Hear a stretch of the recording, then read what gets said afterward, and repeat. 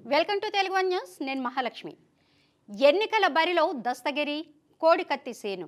జగన్కు ఇక వణుకే. వైసీపీ అధినేత సీఎం జగన్మోహన్ రెడ్డి 2019 ఎన్నికల్లో విజయం కోసం అనేక అడ్డదారులు తొక్కారన్న విమర్శలు ఉన్నాయి.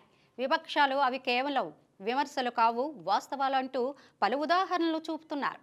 ఇంతకీ జగన్ గత ఎన్నికల్లో అంతలా ఏం చేశారు? ఆయన విజయంలో కీలక భూమిక పోషించిన అంశాలు ఏంటి అన్న ప్రశ్నకు ఏపీ రాజకీయాలపై అవగాహన ఉన్నవారికి వెంటనే గుర్తుకు వచ్చేవి బాబాయి హత్య, కోడికత్తి దాడి, ఈ రెండు ఘటనలు. 2019 ఎన్నికల్లో జగన్మోహన్ రెడ్డిని విజయ తీరాలకు చేర్చడంలో కీలక భూమిక పోషించాయనడంలో ఎలాంటి సందేహం లేదు. ఎందుకంటే వైసీపీ అధికారంలోకి రావడంతో పాటు భారీ సంఖ్యలో అసెంబ్లీ, ఎంపీ సీట్లను గెలుచుకోవడానికి ఈ రెండు ఘటనలు ఎంతో దోహదపడ్డాయి. అయితే ఆ రెండు ఘటనలు కూడా జగన్మోహన్ రెడ్డి కనుసంధానంలోనే జరిగాయన్న విమర్శలు అప్పటి నుంచి ఉన్నాయి. ఆ విమర్శలు కేవలం విమర్శలు కావు, వాస్తవమే అనిపించేలా ఈ 5 ఏళ్లలో ఆ కేసుల విషయంలో జరిగిన పరిణామాలు, దర్యాప్తులో వెలుగులోకి వచ్చిన విషయాలు ఉన్నాయి.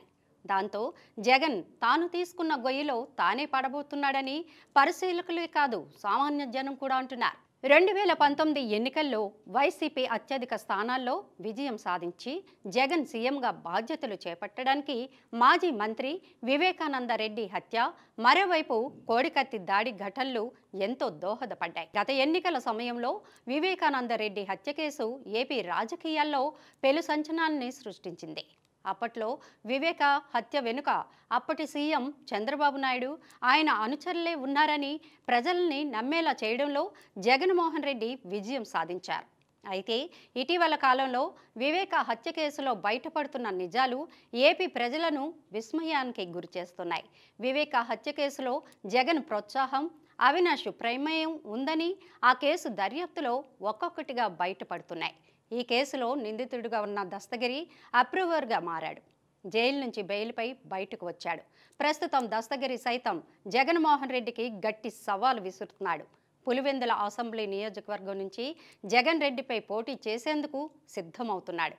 జై భీం పార్టీ నుంచి పోటీ చేస్తున్నట్లు దస్తగిరి ప్రకటించాడు.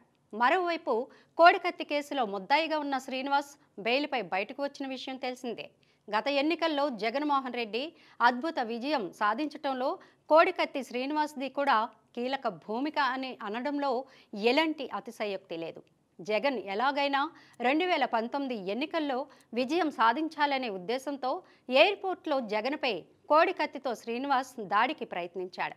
ఈ దాడిలో జగన్మోహన్ రెడ్డి భుజానికి స్వల్ప గాయమైంది. అప్పట్లో తనపై దాడి చేయించింది చంద్రబాబు, ఆయన మనుషులే అంటూ ఊరు వాడ ఏకమయ్యేలా ప్రచారం చేసుకొని ప్రజల సానుభూతి పొందిన జగన్మోహన్ రెడ్డి భారీ మెజారిటీతో విజయాన్ని సాధించారు. అయితే కోడికత్తి కేసులో నిందితుడైన శ్రీను మాత్రం జగన్పై ప్రజల్లో సింపతి రావాలని తాను అలా చేశానని చెప్పాడు. తాజాగా కోడికత్తి శ్రీను అసెంబ్లీ ఎన్నికల్లో జగన్మోహన్ రెడ్డి బరిలో నిలిపిన అభ్యర్థిని ఓడించేందుకు పోటీ చేయబోతున్నాడు. కోడికత్తి శ్రీను కూడా జై భీం భారత్ పార్టీలో చేరి అమలాపురం నియోజకవర్గం నుంచి పోటీ చేయనున్నట్లు ప్రకటించాడు.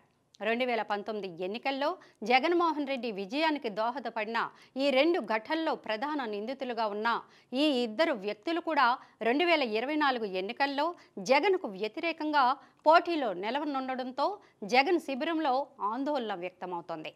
పులివెందుల్లో దస్తగిరి, అమలాపురంలో కోడికత్తి శ్రీను ఇద్దరు ఎన్నికల ప్రచారంలో పాల్గొన్న సమయంలో జగన్మోహన్ రెడ్డిపై ఎలాంటి వ్యాఖ్యలు చేస్తారోనన్న భయం వైసీపీ నేతలను వెంటాడుతోంది.